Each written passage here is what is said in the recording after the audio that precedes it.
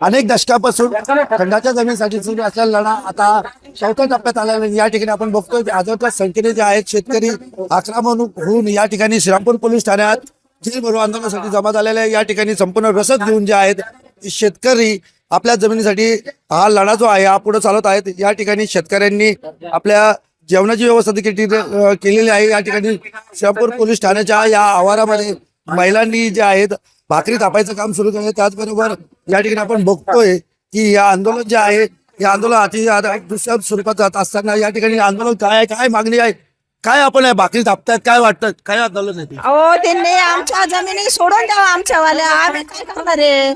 आम्ही भूमिहीन झाले नाही सगळेजण. जेव्हापर्यंत आमच्या जमिनी सोडती नाही तेव्हापर्यंत आम्ही इथून आहे ना उठणार सुद्धा नाही. ते कुठं नेवा आम्हाला जेलमध्ये, कुठं राहू, केसे करू, आम्ही त्यांना मागे सारणार नाही. आम्हाला मारून जरी टाकलं तरी मागे सारणार नाही. या ठिकाणी जे आहेत महिला आक्रमक भूमिका घेत आहेत. काय आहात तुम्ही आंदोलन?